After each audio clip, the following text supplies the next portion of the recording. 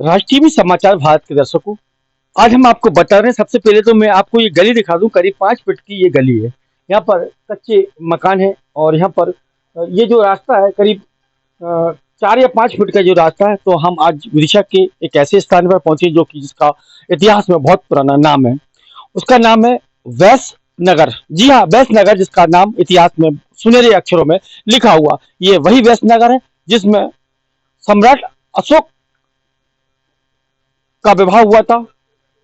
इसी वैस नगर में जो एक व्यापारी थे, उनकी बेटी का नाम विदिशा था। और सम्राट अशोक जो कि चक्रवर्ती सम्राट राजा थे, उनकी जो विदिशा के जो व्यापारी थे, उनकी बेटी से उनका विवाह होता है। तो हम आज विदिशा के वैस नगर पहुंचे थे, जहाँ के कुछ जानकार बताते हैं। हालांकि मैं पहली बार इस स्थान पर पहुंचा हूं, 50 साल की उम्र में। तो यहाँ पर मैंने देखा कि यहाँ पर एक श्री वैस नगर राजा की जय हो।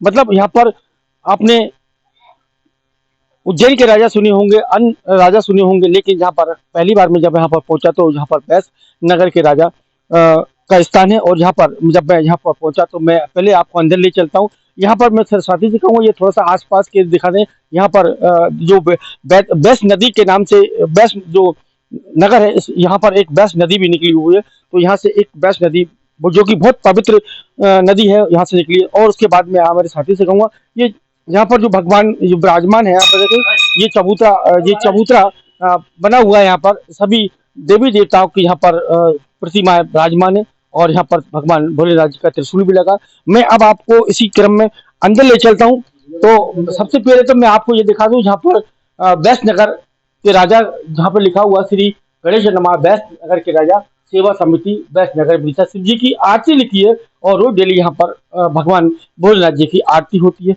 उसके बाद मैं आपको ये दिखा दूं सबसे पहले कि यहाँ पर जो एक श्री रामायणी रामपाठ रुद्राभिषेक एवं भजन संध्या लिखा। तो ये जो बैस नगर के राजा सेवा समिति उदयगिरी के नाम से ये संस्था चलाते हैं, उसी के नाम से इनका वो होता।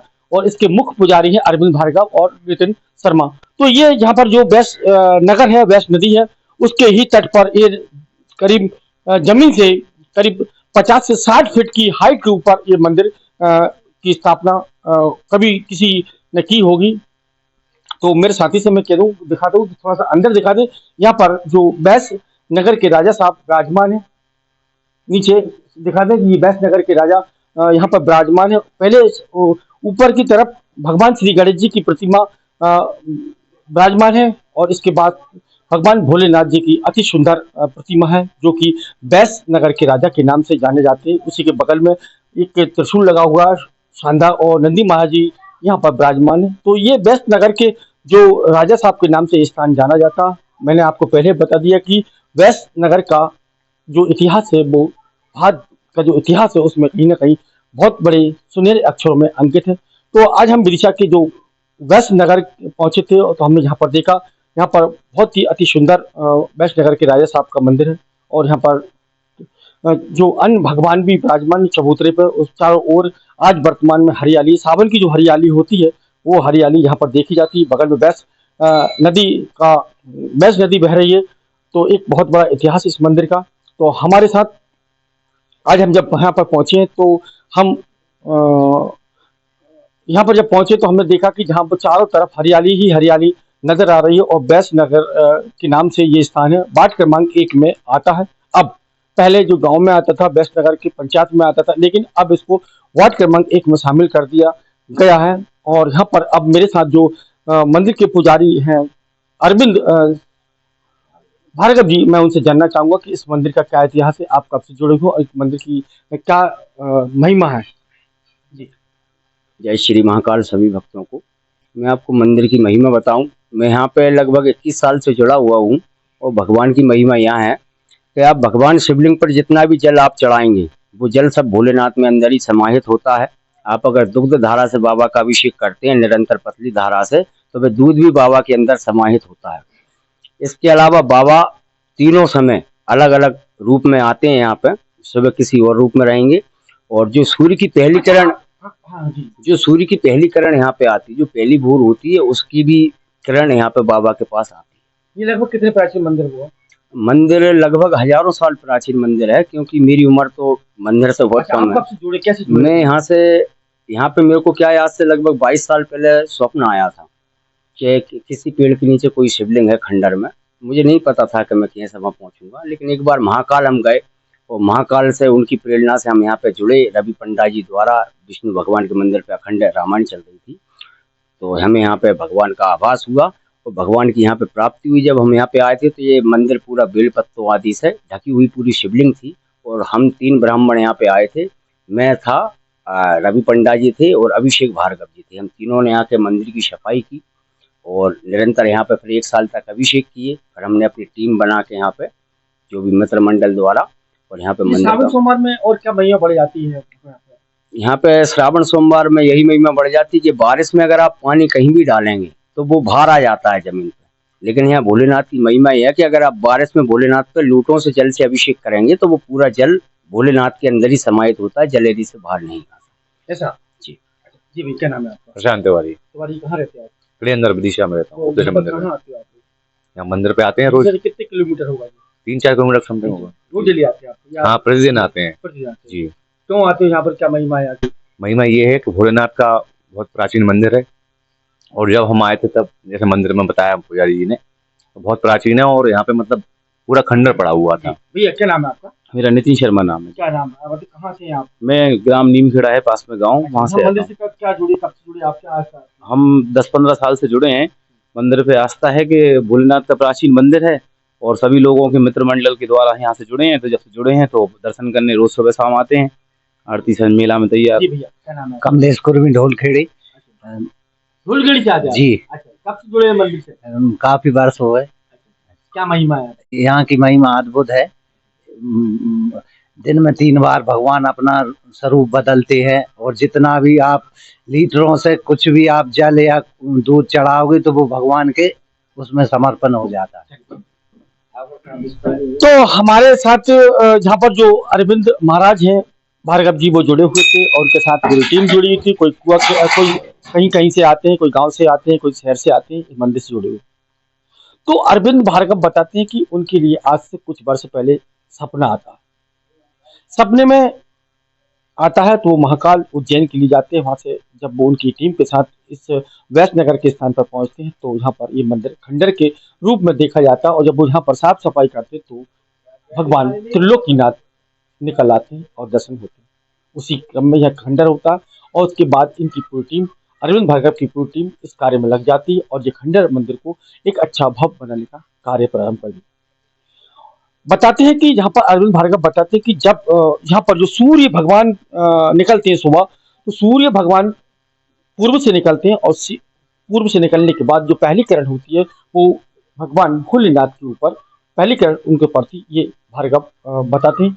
उन्होंने बताया कि यहाँ पर भगवान भोलेनाथ दिन में 3 बार अपना रूप धारण करते हैं, बदलते हैं। वहीं उनके द्वारा बताया जाता है कि यहाँ पर अगर जैसे कि जल चढ़ाया जाता है या दूध चढ़ाया जाता है तो वो जो गिलहरी होती है उसके अंदर ही रहता है, बाहर नहीं निकलता, ये इनका कहना। तो हम लोग आज यहाँ पर पहुंचे जो वैष्णनगर के राजा का दरबार है और ये वैष्णनगर का नाम मैं आपको पहले ही बता चुका हूँ, इतिहास में इसका बहुत बड़ा महत्व है। लेकिन आज यहाँ पर जो वैष्णनगर के राजा के नाम से स्थान प्रचलित है, तो हम चाहेंगे कि यहाँ पर जो हमारे भक्त, हमारे जो शहर के जो शहरवासी हैं जो अभी इस क्षेत्र से मतलब अनजान है कि इस क्षेत्र की क्या महिमा। आज सावन का सोमवार, कल सावन का सोमवार भी पहला होगा और 2 दिन पहले से सोमवार श्रवण मास लग चुका है।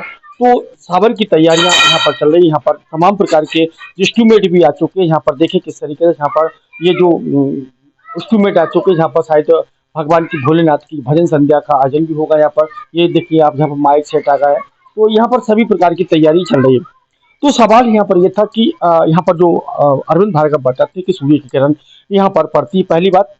दूसरा, भगवान भोलेनाथ दिन में 3 बार रूप धारण करते हैं, बदलते हैं। और तीसरी बात उन्होंने बताया कि उनको सपना आया था।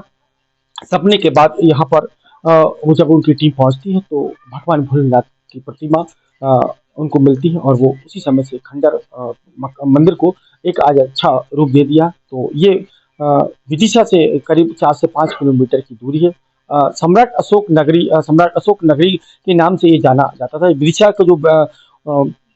के जो व्यापारी थे, सॉरी बैस नगर के जो व्यापारी थे, उनकी बेटी का नाम विदिशा था। उन्हीं की बेटी का विवाह सम्राट अशोक से हुआ था। इसी के नाम से ये विदिशा का एक इतिहास बनता है। बैस नगर, विदिशा, ऐसे तमाम नाम इस क्षेत्र के बदलते चले गए।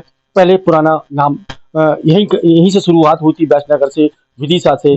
आज पहले भेलसा भी इसके नाम से जाना था, तो ये जाना जाता था। तो ये आज जहाँ से हम जुड़े हुए थे, तो सावन मास में एक मनमोहक यहाँ पर दृश्य देखा जाता है। चारों ओर हरियाली है, पकड़ से ही यहाँ पर मेरे थोड़े साथी से कहूँगा यहाँ पर दिखा दे थोड़ा सा। हालांकि अभी 7 बजने वाले, हम लोग जहाँ पर मंदिर पर जब पहुंचे थे, तो यहाँ पर देखिए बैस नगर के नाम, बैस नगर जो बैस नदी है, यहाँ पर जो नदी भी निकली है, वो शानदार नदी निकली है।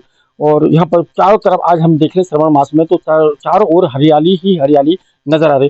तो हम यहाँ पर जब पहुंचे तो हम देखा और हमने भी भगवान भोलेनाथ के दर्शन किए। तो हम हमारे चैनल के माध्यम से हमारे दर्शकों को और विदिशा के वासियों को और आसपास के जो भक्तगण हैं, रहवासी हैं, तो यहाँ पर आएँ और श्रवण मास में जो लाभ, जहाँ पर आशीर्वाद लें, लाभ लें। तो ये थी हमारी आज विदिशा से भगवान भोलेनाथ के बैस नगर से एक भगवान भोलेनाथ जो सावन सोमवार चल रहे हैं, एक विशेष खबर। तो मैं हमारे चैनल के दर्शकों से निवेदन करूंगा कि एक बार बैस नगर के राजा का दर्शन करने जरूर आएँ, क्योंकि भगवान त्रिलोकीनाथ ही एक ऐसे है जो तीनों लोकों में सबकी रक्षा करते हैं और जल्द ही प्रसन्न हो जाते हैं। तो एक बार मेरे साथी से फिर कहूँगा, मैं उनको प्रणाम करता हूँ।